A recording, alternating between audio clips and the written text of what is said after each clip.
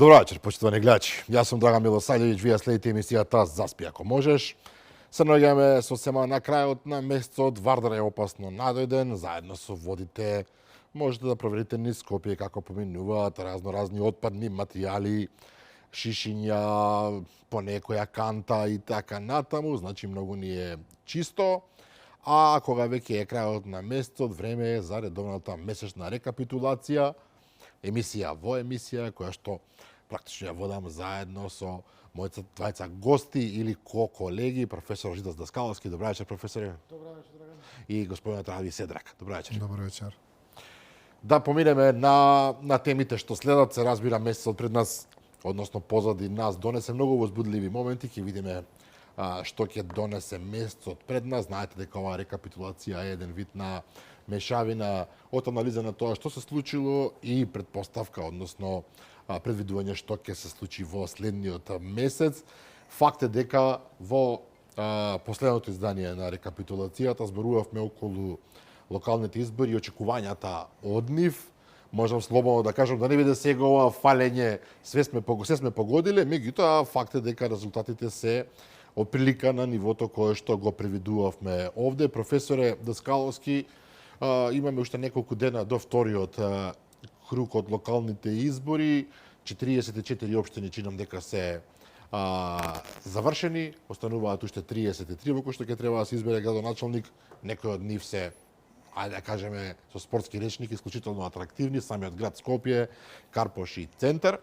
Другото повеќе или помалку е познат. И аеродром се извинувам, меѓутоа таму прилично е јасна ситуацијата.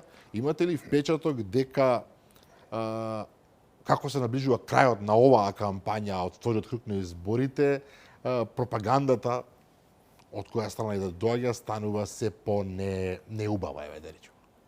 Па видете, генерално во ваков вид на избори со два круга, во просторот меѓу двата круга партиите се обидуваат најмногу што можат да ги потсетат, да ги мотивираат сопствените симпатизери и гласачи да излезат на избори. Ретко се случува да можат тие да повлијаат на некои независни индивидуи и гласачи кои што имаат став вон стандардните шаблони на големите партии. Значи станува збор за класична мобилизација која што прават партиите помеѓу двата круга на изборите. Генерално земено кандидатите што водат после првите имаат многу големи шанси и да победат на изборите градоначалнички. Тие се фаворити, несомнено најголем дел од нив ќе станат градоначалници. Она што е битно е да се каже дека излезноста сигурно ќе биде помала отколку во првиот круг. Се разбира дека немате избори за советници, тие веќе се поминати и останува само да видите дали некој од тие два кандидати кои што влегле во финалната рунда се доволно битни за да ги гласат. Мислам дека во Македонија локалните избори покажуваат дека во однос на избирачкиот список бројката е ниска, излезноста е мала. Се разбира дека избирачкиот список не може да биде генерално репер ни тука, ни во поголемиот дел на земји на Балканот, бидејќи во него има многу државјани кои што и воопшто не ни живеат веќе во земјата, а во пракса и по право имаат можност да гласаат. Тоа е нешто што треба да се има на ум кога се зборува за излезноста, меѓутоа сметам дека по она референдумска излазност минатата година на парламентарните и на претседателските, тешко можеше да се очекува да бидат бројките, апсолутните бројки во број на гласачи, толкави како лани, и дека ова е некој вид на максимум што партиите можат да го постигнат во однос на тоа колку добиле гласови и колку луѓе излегле на гласање. Она што е малку специфично е невообичаено големата бројка на неважечки ливчиња, неважечки гласови. 44.000 мислам може. Што е скокнува од стандардните 2-3% на сите избори.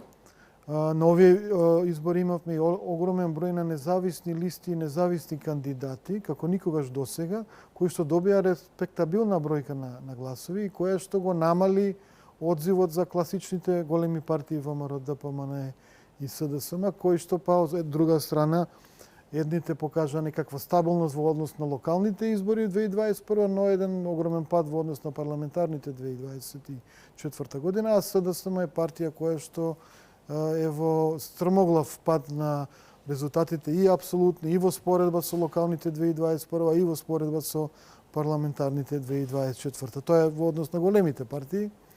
Во кај албанците, генерално, Влен успеа да се спаси и покрај сите надевања и предизвици што ги даде Али Ахмети и Дуи како партија, дека нови избори ќе се покажат дека Влен се ништовни, дека се само приврзок на ВМРО ДПМН, и се случи обратното. Добија рече се 100.000 гласови. Влен не само што добија респектабилна 100.000 бројка на гласови, туку добија и клучни општини и се со надеж и со верба дека ќе продолжат да победуваат во вториот круг.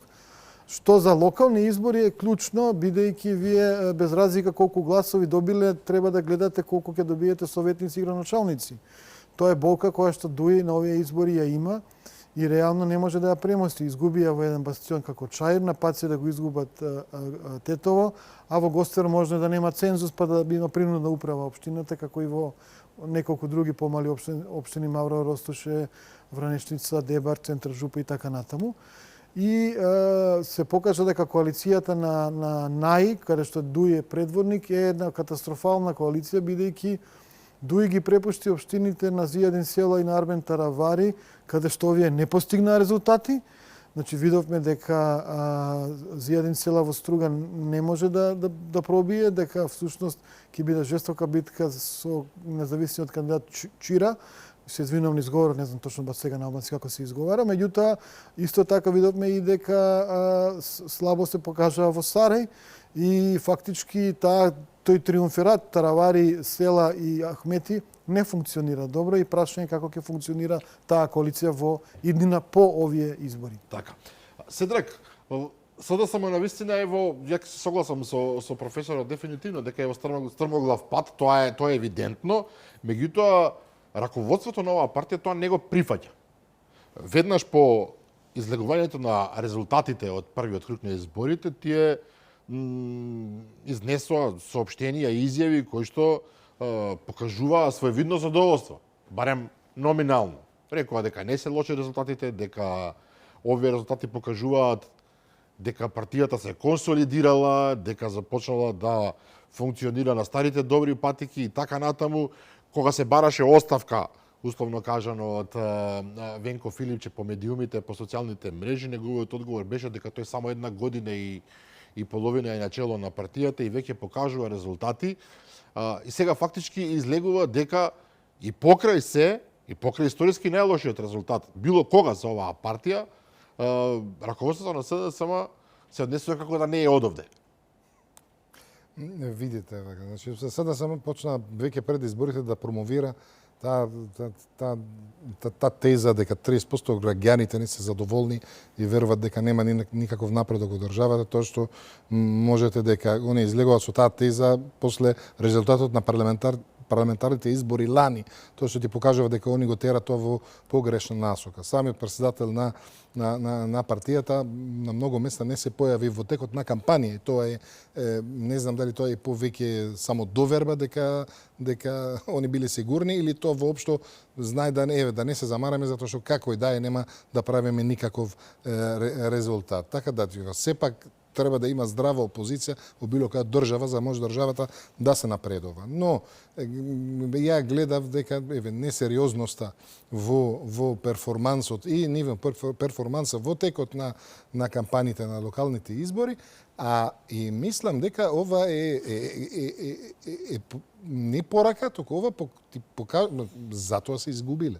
Значи, затоа ги изгубиле парламентарните избори. Да биле добри, да биле јаки, не ќе бевме сега во друго место. Ама гледате се последните 2-3 години пред, сега, искрено од првиот ден сме го зборили тука цело време, како беше нивниот перформанс кога биле начело на влада. Значи, само проект за опропастување на целата држава, дали на економскиот ниво, дали на меѓународниот ниво, дали било какво ниво сме паднале, сме се вратили може 40 години назад, ама гледате дека не се модернизира, не влага во најновите трендови и тука гледате раст од спротивната страна, например, кај знам, каде и многу луѓе што би не били задоволни од тука се отишле таму сега, нели да кажеме од истата бекграунд доаѓаат. Истата идеолошка матрица. Да, и така да биле толку задоволни, тука нема да порасна бројот на гласачи или да кажеме бројот на членови или на симпатизерите. Добро, но СДСМ само инсистира дека членовите на ЗДАМ сега се враќаат кај нив, иако нема некакви докази за тоа, ова се тврдења само. Што повеќе инсистираат дека се враќаат кај нив, тоа ще прави подобра улога за цела држава. Така да нека продолжат да мислат вака, зашто тоа сосема звини вака, ама тоа како шала. Сега гледаш дека ти перформансот на сите нивоа од моментот кога стана опозицијата по завршување на парламентарните избори лани до денеска само одиш надолу. Нема никаков напредок, нема никаков и затоа ви кажам, може не вреди толку многу да се коментира, затоа што кога ти беше на чело на државата, напредок не си направил, сега што очекуваме кога си на чело на опозицијата. Така да се надеваме еве да имаме здрава опозиција, целата држава да мрдна по напред. Добро. Професоре, се појави една информација која подоцна беше демантирана по првиот круг на изборите, дека Али Ахмети се повлекува од политиката и објави некој портал на албански јазик. Потоа беше демантирана од раководството на ДУИ дека не е така. Меѓутоа факт е дека Али Ахмети го снема од тогаш претходно прилично беше воинствен, ако така можам да кажам, на сите оние говори и пораки што ги испраќаше од разноразни митинзи. Потоа го снема затоа што резултатите не беа тие што ги очекувале објективно, особено тешко веројатно им падна поразот на Бујар Османи, кој што многумина па го доживуваат како го доживуваа, можеби ќе речем како наследник на Али Ахмети. Сега се наоѓа ДУИ во една ситуација ајде да наречеме лимбо, во која што допрва ќе треба да им се случи отрезнување, она суштинско отрезнување дека навистина нивното време како власт проаѓа, без разлика дали Али Ахмети ќе биде тамо или не. Меѓутоа, што треба да направи ДУИ, според вас, за полека да си го врати своето место, еве ќе речем? Видете, ДУИ од самото основање ја продава едната приказна која што долго време поминуваше добро кај гласачите албанци, а тоа е дека тие се победниците од војната 2001 и дека всушност ги бранат етничките албански интереси и дека се секогаш на браникот на албанците во Македонија и во регионот со поврзаност во Косово, со властите во Косово, во Албанија и така натаму. Сега, мислам дека беше промашена темата и подигнувањето на тензиите во меѓуетничка смисла со разноразни животни кои што се спомнаа во кампањата, бидејќи овде се разбира локалните избори не се некаков референдум за меѓуетничките односи или за големата приказна, за големите прашања во политиката, туку се избори каде што се гледаат конкретни резултати на минатите општински власти и предложените програми на партиите кои што претендираат да бидат да управуваат со сите општини во земјата каде што се надпреварува и ДУИ впрочем.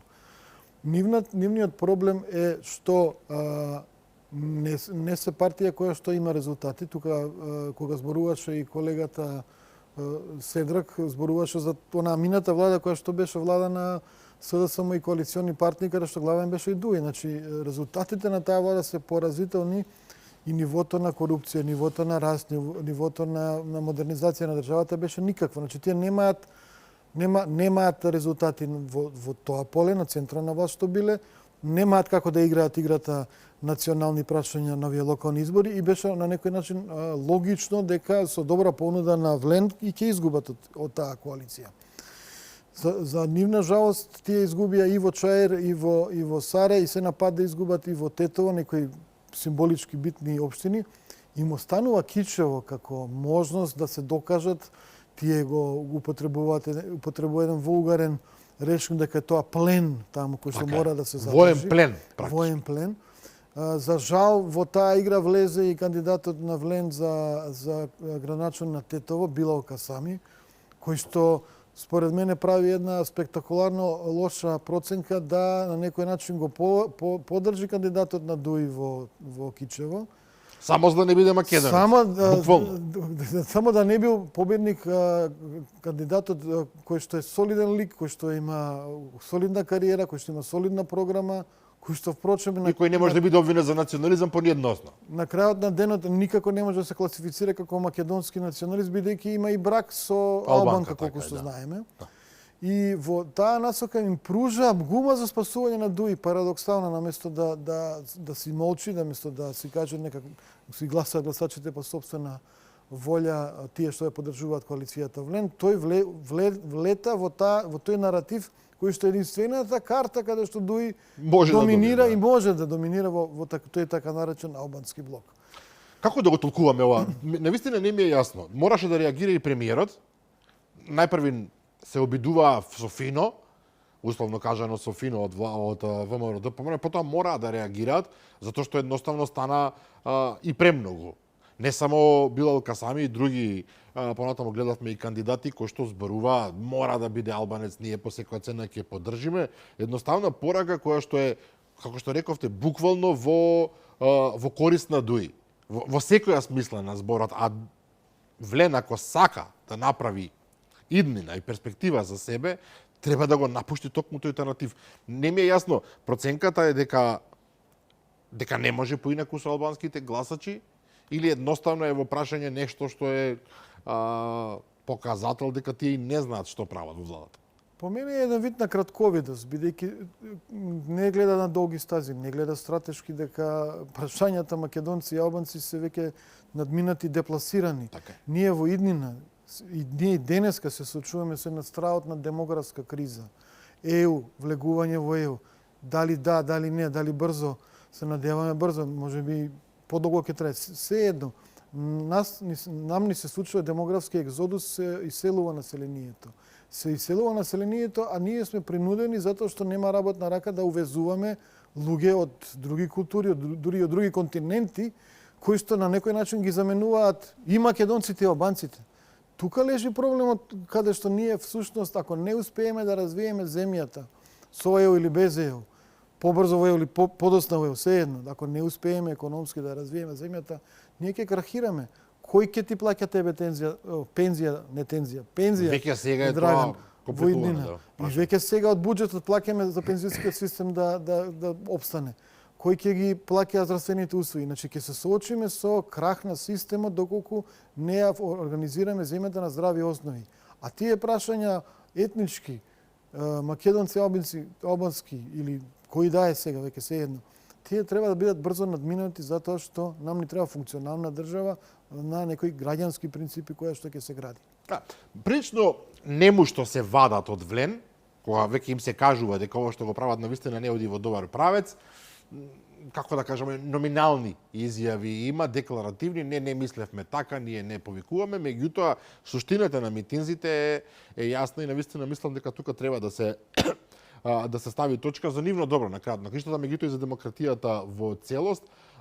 Седрак, Скопје, Карпош центар се веројатно едни од најинтересните мегдани кои што сега ќе треба да се одлучат. Во битката за Скопје Орц Ѓурѓевски објективно води пред Амир Мециновиќ. Амир Мециновиќ беше изненадување, несомнено, од левица. Каја Шукова од СДСМ заврши на 4-то место. Чујнам, СДСМ навистина им се случи катастрофа од историски размери, меѓутоа зборувавме веќе за тоа. Амир Мециновиќ вака во своите јавни настапи делува самоуверено, меѓутоа сепак му е јасно дека разликата е навистина драматична и јас не се сеќавам некога што се случило некој да постигне да надмине разлика од 30:1 од прв во втор круг на избори. Јас не знам дали воопшто во свет такво нешто се случило некогаш, е малку веројатно. Меѓутоа Центар и Карпош се поинтересни, тука е по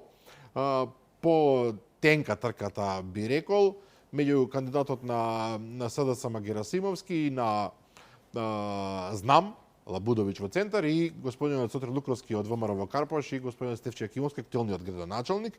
И тука веќе гледаме, особено во последните денови, прилично тешка артилерија, особено од Стефче Акимовски во Карпош, кој што тоа е неговиот начин на функционирање, меѓутоа не се либи да користи термини и изрази и обвинувања кои што нема да ги наречам нецивилизирани, се разбирам, меѓутоа излегуваат од рамките на коректното.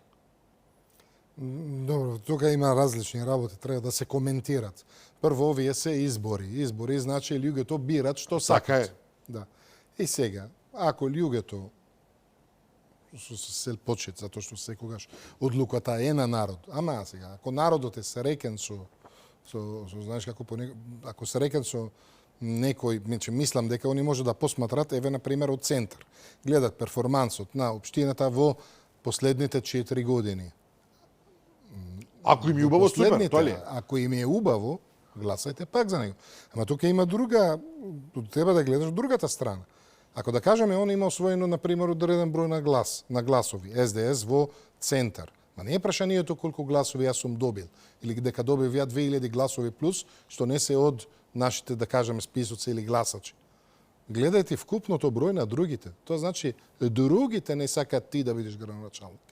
И сега, ако, например, има 10.000, ја добив 2.500, добивам јас 2.500, а останатите имат 7.500, тоа не го гледаш дека имаш 2.500 гласови, тоа треба да гледаш дека има 7.500, не сака ти да бидеш.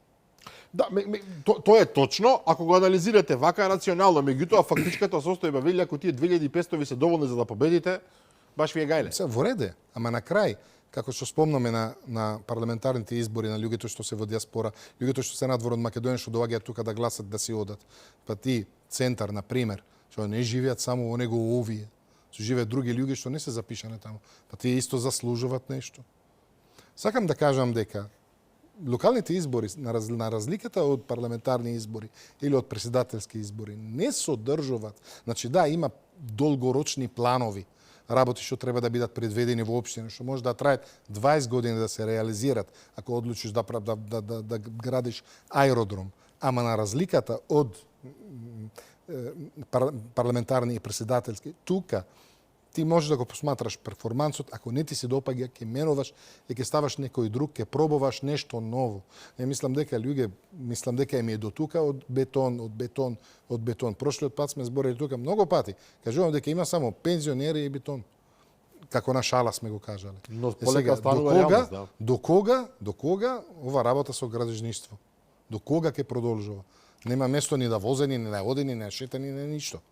Премиерот Христијан Мицкоски во изјава на митинг во Карпаш зборуваше за една ситуација во која што разговарал со Стефче Јакимовски 2021 година, значи меѓу двата круга на изборите, и кажа нешто што кулуарски веќе се зборуваше и порано, меѓутоа кога ќе го каже човек од неговото ниво, се разбира добива посилен интензитет и важност, рече дека Стефче Јакимовски кога барал поддршка од ВМРО ДПМН за тие избори, ветувал дека бетонизација апсолутно нема да постои, а кога победил, веднаш понудил практично премиерот да учествува во урбанистичките планови, земајќи си за себе нешто, ова е најпросто кажано, нешто што било наводно одбиено од ВМРО ДПМН, не може да речам наводно, бидејќи факт е дека после тоа нивната коалиција се растури.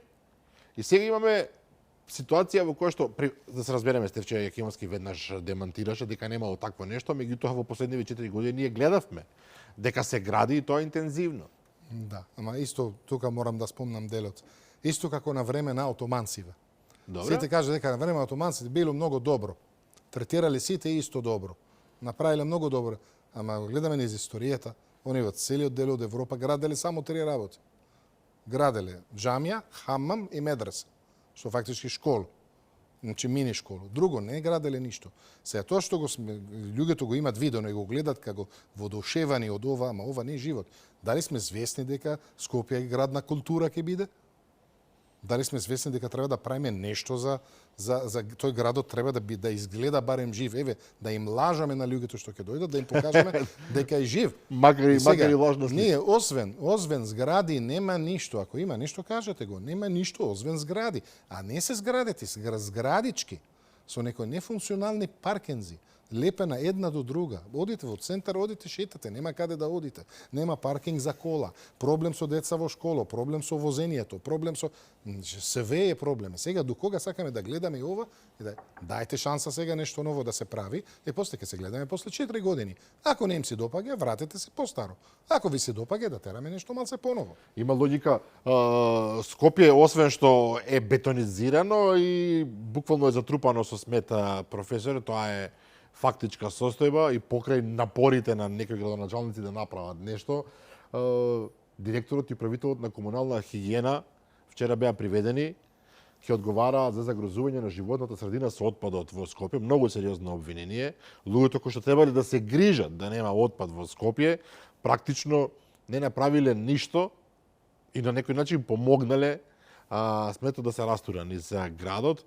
Ќе видиме како ќе оди, се разбира, процесот, меѓутоа тоа покажува до каде може да се оди. Јас на почетокот реков дека кампањата е излезена од прифатливите рамки, меѓутоа овој ваков пример е веќе радикален. Вие да го оставите градот да скапува во смет во име на некакви политички интереси и градоначалничката во заменување која мора да ја споменеме, навистина е гласна последниот период со се и се што.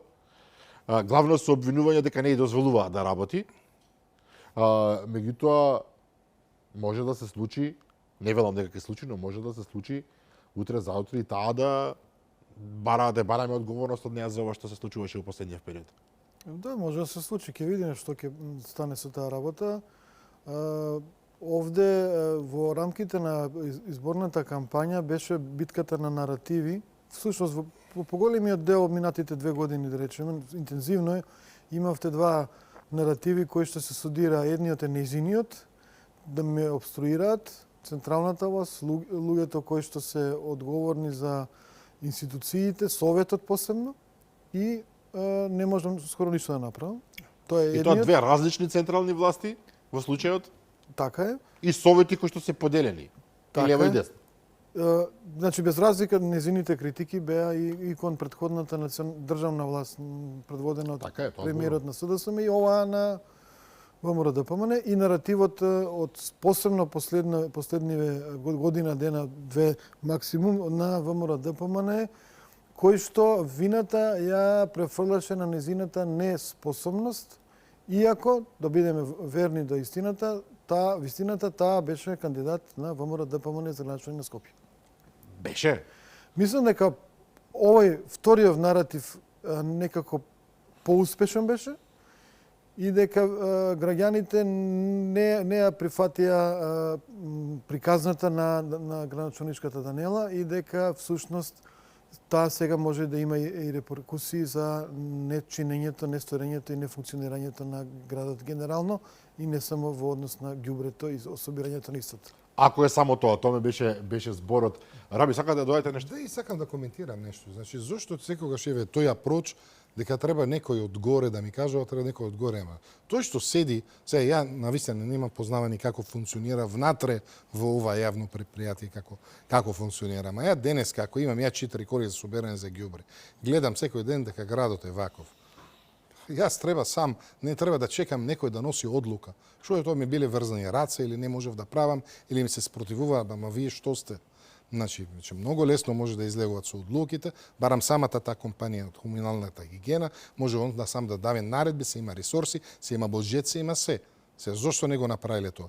И од другата страна, ако не знае како да се направи, тоа е резултатот на одберење на луѓето што не знаат, не се професионалци или да кажеме немаат искуство во предметот и ги ставиме они да водат вакви моменти. И тоа истиот наратив што сме го збориле сега пред два прашања, кога стана збор за албанец, македонец и не знам ја денес како сакам мој град да биде убав. Па ја ќе викнаме ако треба еден од Тајланд да ми го направи. Што ќе прави разлика? Само ако е адекватен да го направи тоа, професионален. Што ќе прави разлика? Ама луѓето сакат да живеат, не верувам дека уште има некој што ќе се гледа, тој која вера или тој која национална припадност е, па ќе го гласам за него за ова. Па треба малце да се гледат себе. И ако не сакат да се гледат себе, тогаш заслужува тоа што го одберат. Така да тука нема што можеме да промениме. Така. Согласно, ајде да преминеме малку на темите од меѓународната сцена. Нешто чудно, фрапантно се случи во Црнагора. Верувам дека сте во тек. Две лица, едното е со турско потекло, ако не се лажам, другото мислам од Азербејџан беше. Не ме факајте за збор. На улица практично претепаа човек во Црнагора со крајно сериозни последици и се дигна една страшна бура во Црнагора, отиде до таму што власта беше принудена практично да ги укине привремено визите за турските државјани, што е навистина интересен момент. Има митинзи, едно антитурско, изразено антитурско чувство во Црнагора. Ова покажува по мене колку малку треба. Апсолутно мислам случајот е катастрофален, нема оправдување се развива, меѓутоа еден инцидент на Балканот може да направи такви драматични проблеми, да загрози меѓународни релации, да загрози односи меѓу земји, да предизвика огромна една состојба на бес и фрустрација, што е наистина фрапантна.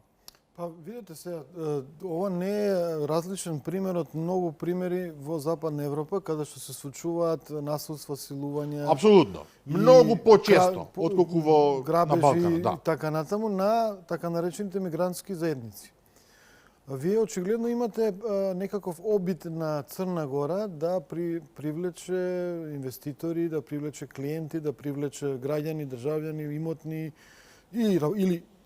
и такви и работници, значи и имотни бизнисмени и работници кои што доаѓаат од Турција или од Азербејџан.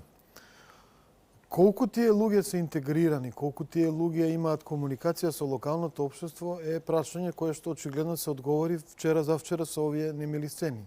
Некакво насилничко однесување изгледа постоело и порано, колку што јас можев да следам од вестите од Црна Гора, имало и провокации кон жени, девојки и така натаму.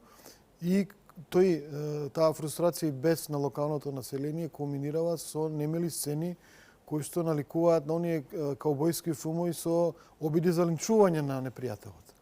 Така е. Среќа што реагирала полицијата, меѓутоа проблемот е што полицијата не реагирала претходно. Проблемот е што социјалните служби не реагирале претходно. Проблемот е што самата црногорска влада немала програма на комуникација и интеграција на тие новодојдени илјадници нови граѓани кои што живеат во Подгорица и кои што се изолираат во сопствените заедници.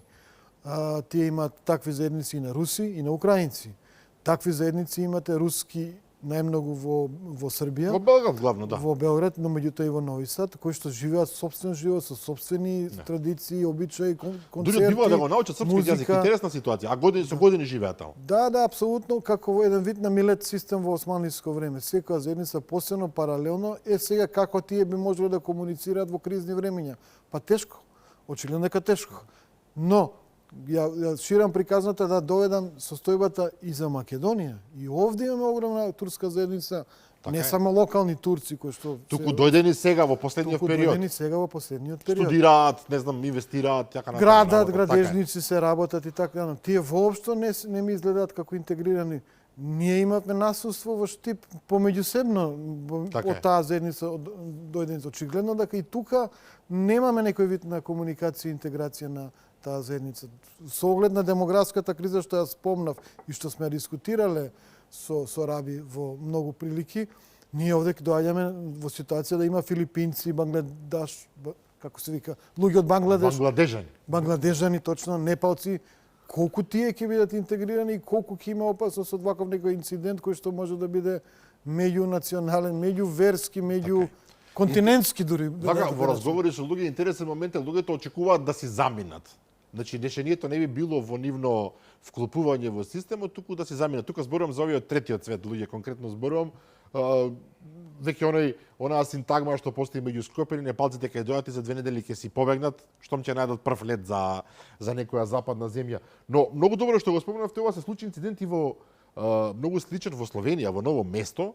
Тамо млад ром, глупо да се каже, меѓутоа факт е, млад ром, исто со този факт. Да, е осомничен за убиството на 48 годишен човек, исто така со ќотек, буквално на улица. И Словенија, која што важи за шампион во демократски начела, апсолутно организирана, безбедна земја и така натаму, исто така се дигна на нозе во ново место, буквално се луѓето гневни, исто така излегуваат на протести и онаа прорака што се праќа е дека има многу насилство во Словенија, особено од ромската заедница. Наистина не сакам да некој да го свати погрешно, многу внимавам се изразите, читам што пишуваат медиумите тамо, насилство кое што се прикрива. Ова оди на истиот оној шаблон кој што се случува во Западна Европа. Насилство кое што се прикрива. Односно, имате емигранти кои што вршат насилство врз жени, особено во Германија, во Данска, во Холандија, бирајте, и сето тоа на некој начин се поклопува, особено од мејнстрим медиумите и од правосудните органи практично. И И од полицијата, да. Имате Ова е ситуации. многу чудно, ако мислите, меѓутоа е очигледно вистина. Имате ситуации каде што, например, идентитетот на паѓачот се крие. Да. Или па националноста или државјанството се крие. За да не се предизвика дополнителен гнев. Да не се предизвика гнев, затоа што ако би се потврдило дека тоа е некој барател на азил или новодојденец, ќе има уште пожестока реакција на локалната заедница, која што во голем дел од случаите во Европа е, ако не и во најголем дел од случаите, традиционална и конзервативна. Значи, во поголемиот дел на државите во Европа, населението е со конзервативни и традиционални вредности, кои што се манифестираат на избори во минатото со победа и доминација на демократите, да. демохристијаните, но кога сега веќе и демохристијаните заедно со социјалдемократите, либералите и зелените го ублажуваат гневот на народот од економската состојба, од насилството кое што несомнено постои, го гледаме, има секакви видеоснимки на социјалните мрежи, ако не на мејнстрим медиумите, кои што насилство кое што е од така наречена ново дојдена мигрантска заедница, тогаш имате проблем со тоа што она што било традиционално општество, конзервативно, веќе гласа за партии кои што сакаат за алтернатива за Германија, нови решенија, за Лепен, така е. За Лепен. И сега мејнстрим партиите се обидуваат да ги накитат со некакви изрази,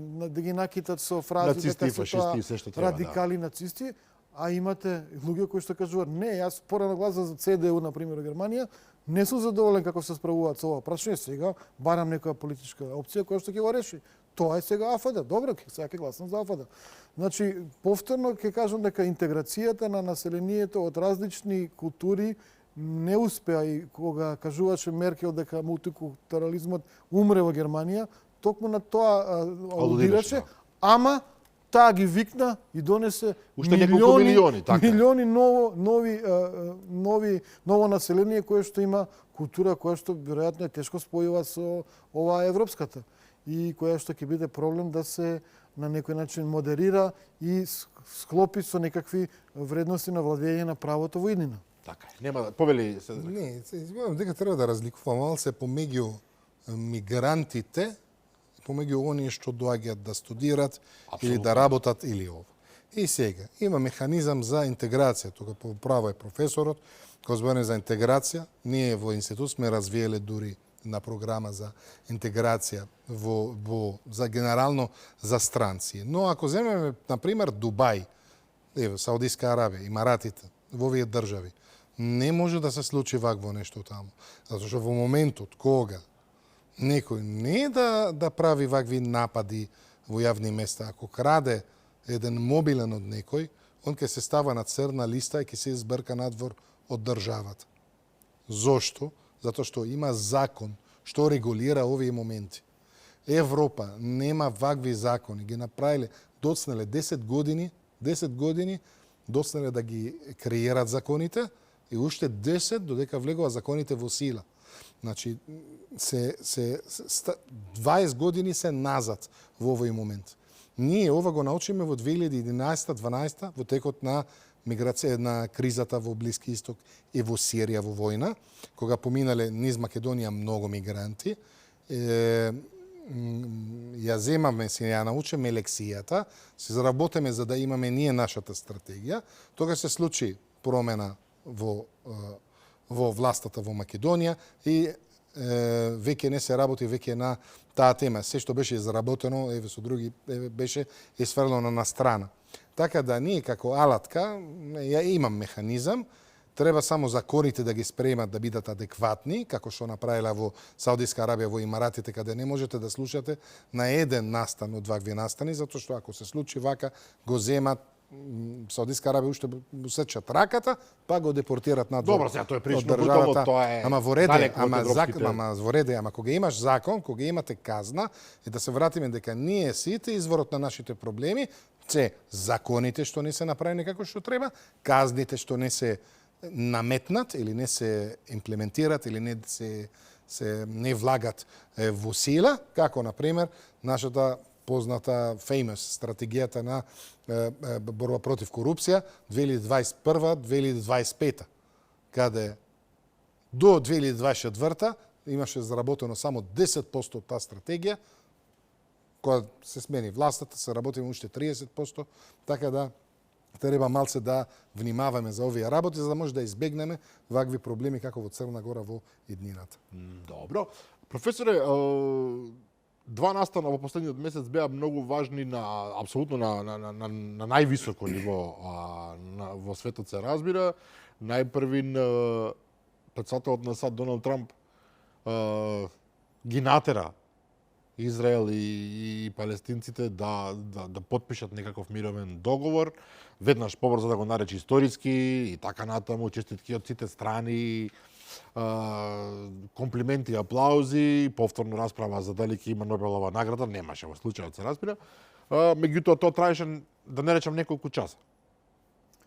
Јас би го оставил прашањето на Арабија, ако Да, може, тоа е така сепак но поголемо. и да го додадам, вториот настан, второто може, да. Да, кој што беше многу важен, најавата за самит, средба меѓу Доналд Трамп и Владимир Путин во Будимпешта, не случајно беше избрана Будимпешта, се разбира. Самитот требаше да се одложи прилично брзо. Од најавата до сега требаше веќе да се случи практично, меѓутоа не дојде до тоа. Најпрви нели требаше да се сретнат Марк Рубио и Сергеј Лавров, не дојде до таа средба, само телефонски разговор, а потоа медиумите почаа да лиферуваат вакви онакви приказни, за на крајот самиот Трамп да рече нема да се сретнам со Путин, се извинувам, се додека навистина не потпишеме мировен договор за Украина. Или примери. Или прими. Трамп така вели. Видете, јасно е дека европјаните торпедираат секакви дипломатски иницијативи. Европа не функционира на принцип на дипломатија, што е парадоксално. Проектот европски беше мировен проект, а сега е воен проект. Гледате дека има една цела програма Rearm Europe на одново вооружување на Европа, сега уште зборуваат за некакви нови средства кои што би ги одвојувале за засилено наоружување на европските држави и координација на купувањето, произведувањето, купувањето и користењето на оружја во иднина. Сериозен проблем е тоа што Европа се обидува да продолжи војната во Украина.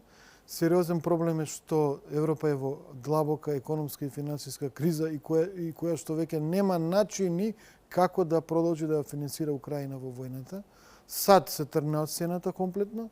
Тие продолжуваат со стратешко обавештајни, како се вика, безбедносни информации да им помагаат на украинците. Впрочем, секој испалување на тие далекометни ракети не може без асистенција на САД. Меѓутоа, немаат намера веќе да ја финансираат Украина и Европа што прави? Сега се обидува да најде начин заробените средства на Русија, кои што седат во Брисел најмногу, меѓутоа и во Париз и во Лондон и во некои други градови во Европска унија, околу 300 милиарди, да најдат некаков елегантен начин да кажат дека тоа нема да биде крадење на парите на руски. Но не постои елегантен начин, тоа се руски пари објективно. Вие кога ги земете, тоа е... Да, точно. И сега сме во дилема дали Белгија моментално се буни, не сака тоа да го спроведе и нормално да не сака кој војдина ќе верува на било какви генерално кој војдина. Зашто потоа Кина или Бразил би инвестирале во Европа? Така, кога нема правна сигурност дека парите кои што нема да ви ги земат. Нема да ви ги земат. Значи, навистина е жалосно што прави Европа по прашање на војната во Украина и се обидува она морална димензија. Путин е лошиот и ние мора да го казниме да ја спроведе по секоја цена, иако немаат ресурси тоа да го направат.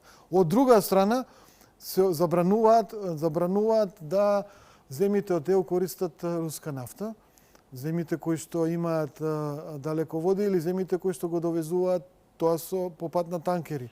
повторно си пукаат во нога, е популарен израз да кажам, затоа што алтернативата на тие ресурси е купување на поскапи американски нафтени деривати или од каде и да може да ги набават. Меѓутоа, Америка е среќна и весела што Европа понатаму си пука во нога со тоа што ги избегнува руските ефтини деривати и ќе купува и газ и плин и нафта од Америка или од други извори на добавување. Генерално, кризата во Европа ќе се продлабочува, таа веќе е многу длабока, веќе нема финансии, задолженоста во Франција, например, може да видите колкава е 120%, се движат од GDP, се движат кон огромни задолжувања кои што едноставно ќе бидат проблем за функционирањето на самите економии во иднина и во однос на мирот и можноста за мирот во Украина и преговорите меѓу САД и Русија, можам да кажам само дека Русија за милиметар не се поместува во своите ставови, дека она што го барала и го бара и што сака да го прифати и Трамп и САД и сите, ќе треба да се оствари, па макар имале и големи жртви, бидејќи гледаме дека Украина со тие далекометни ракети гаѓа и рафинерии, и нафтоводи, плиноводи, гаѓа и индустријски објекти и така натаму. Меѓутоа, да не забораваме дека опасноста уште е голема за нуклеарна војна, опасноста е голема за еден несоодветен удар, возвратен удар на Русија во случај на, например, користење на тие Томахав ракети кои што беа нудени, па потоа Трамп се премисли и не ги дава. Еден момент тука само се појави една информација по медиумите дека Макрон, намерно го спомнувам ова, францускиот претседател планира да испрати војска во Украина на одредени позиции. Наводно легија на странците би влегла во приказната, во ситуација кога има длабоки проблеми во самата Франција, голема криза на владата, финансиските проблеми што ги зборувате. Претседателот на Франција не се откажува очигледно од улогата на главниот во европската воинствена партија, ако така можам да речем. Парадоксално и британците се едни од главните, меѓутоа да, Макрон, кој што не е легитимен председател, бидејќи фактички одржува техничка влада која што може да падне во било кој момент ако се договорат и тие така наречени екстремно десни и екстремно леви. И во земја, значи тој нема легитимност помеѓу гласачите и народот, земја каде што чекаат наредните председателски избори, ќе прател легија на странци или вакви такви трупи. Видете, во Украина веќе сега, сите овие години имаше и има НАТО трупи и платеници од сите можни земји на Европска Унија во огромен пошироко, број. Во огромен број. Тие се таму како инструктори, тие се таму кои што технички некои орудија ги маневрираат, ги оспособуваат и ги користат. Значи, сега што ќе се случи со 1000 легионери на војската на странците, 2000, тие како бројка се апсолутно никаква закана за Русија и за руската армија која што гледаме победува на фронтот. Сакале ние, некеле, жал ние, меѓутоа украинците губат на фронтот. Колку побрзо се најде некое мирно решение кое што на некој начин и самите украинци го бараат. Вие ако видите анкети во Украина, повеќето од нив, убедливо мнозинство, бараат да се најде мир со некаков мировен договор. Но гледаме дека Добро, председател Зеленски вели дека нема теорија да се повлече од териториите што ги бараат. Значи имате една невообичаена ситуација каде што украинците бараат мир, реално во ситуацијата е најдобро решение да не продолжат братоубиствената војна и не се срекни ни едните ни другите во таа насока, што загинуваат многу војници, цивили и така натаму. А Европа инсистира да се продолжи војната. Дури и го обидуваат Трамп на секој начин да продолжи војната. Што значи дека и ова што го рековте на почетокот, практично со европски напори можеби е минирана онаа средба во Будимпешта. Апсолутно. Европска унија се обидува се уште да го вовлече Трамп, да биде оваа војна на Трамп. А тој упорно вели таа војна на тој сенилниот старец кој што владееше и не е моја. На Џо Бајден се разбира. Раби, го спомнавме мировниот договор што се потпиша на Блискиот Исток, кој што на теренот не функционира. Беа разменети заробеници, беа разменети и тела на загинати и така натаму, меѓутоа на теренот колку што гледаме и натаму е лошо. Да, сега како што кажуваме тука 2 години назад дека планот тука е иселувањето на целиот палестинскиот народ да излезе надвор од Газа да се преместува во Синај во Египет, за да може да се отвара таму тие резорти што ги зборуваат во Сад. Тоа не е еден логистички центар голем за да биде пат од Индија кон Запад и да заменува да ја заменува Кина со Индија, особено ако за Индија имат кариерано една мала баба Рога или баба Јага, што е Пакистан, така да го задржат Индија под контрола. И под подпишувањето на овој договор, до сега, додека зборуваме, се случили 86 прекин, во смисол 86 напади од израелска страна кон палестинската страна. 86. И затоа пред неколку дена пушти таму, знаеме сите дека Кошнар веќе како резидент седи во Израел живее, Уитеков исто, се прават преговорите. Сега гледаме дека има промена во реториката на Сад. Сад поверува повеќе реториката на Хамас, отколку реториката на Израел. Тоа почна вчера да се случува, особено кога влагаше една арм танк, кога влагаше, газеше погрешка на една мина, па експлодира. Па Израел бомбардираше Газа. После откриле дека тоа беше мина што беше стајна од одамна, не од сега.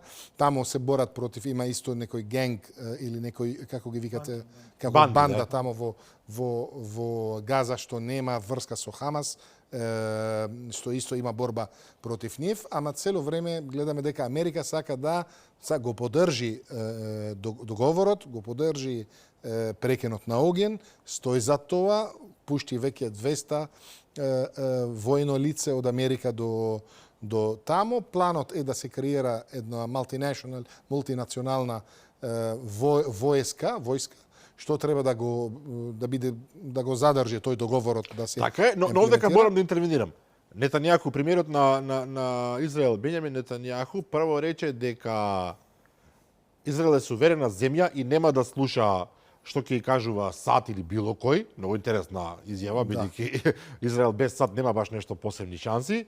И второто беше дека тие мултинационални сили кои што би требало да влезат тамо ќе бидат избрани практично од Израел. Да. Одnosno Израел ќе дозволи кој може да влезе. Во изминатите 6 месеци, Египет тренира над 5000 палестинци од западниот брег.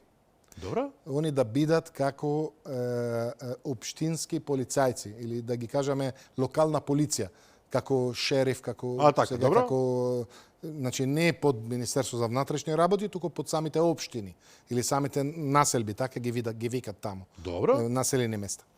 И тие да го организираат внатре сообраќај, така е да ги регулираат односите јавните институции така. И се. Но околу Газа ќе има мултинационална војска, ама Израел тука не сака Турција да биде дел од таа мултинационална војска. Последните преговори пред 3 дена отишла една голема, да кажеме, состав делегација од Египет, Катар и Пакистан да се преговарат на овој начин и одбивале Израел и Нетањаху одбива Турција да биде дел од овој од разбирливи причини. Од разбирливи причини не сакат на преко преднивна граница да има турци, не сакат Турција да биде инволвирана во проектите на реконструкција или реградба на Газа заради бизнес причини и затоа стајала тој услов. И сега, ова е жива материја. Секој саат се менува. Последните информации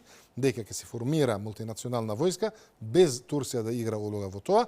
Таа мултинационална војска ќе биде околу Газа од надвор, внатре во Газа ќе бидат овие 5000 што ги тренирале веќе 6 месеци и ќе има една база што ќе американска со 200 војници, што ќе биде координација помеѓу таа мултинационалната војска што ќе биде водена од Египет и од другата страна Израел да бидат сигурни дека нема се случат вакви ескалации. Америка сака и ке стои зад овој договор да нема никакви ескалации тамо. Од другата страна Израел ќе проба толку што може да има ескалации и да се влошува работата. Затоа што во моментот, се додека Израел е во војна, Нетањаху нема да одговара на ниеден од тие случаите што он таму за корупција. Да. И во моментот кога се прекини ова, ќе се знае дека он ќе има други работи. Дури отишол Трамп да ги моли луѓето да го простат, кога кажале, па тие биле не знам една кутија од пури и една кутија од шампани. Доно Израел е правна држава, така што тоа не проаѓа. Така да. Убаво рековте, ова е жива материја се во ова што го зборуваме и затоа е интересно постојано да се следи. Ќе оставиме за наредниот пат до каде ќе стигне живата материја. Раби Седак Жидаскалски, благодарам за вечерашното учество во емисијата. Благодарам за покана, Драган. Да. Тоа беше се за вечерва, почитувани гледачи. Верувам дека уживавте колку и јас. Утре во 15 часот репризата издание на оваа емисија. Јас ќе се кажувам нова седба со мене и со нови гости утре вечер во 22:30. До тогаш пријатно.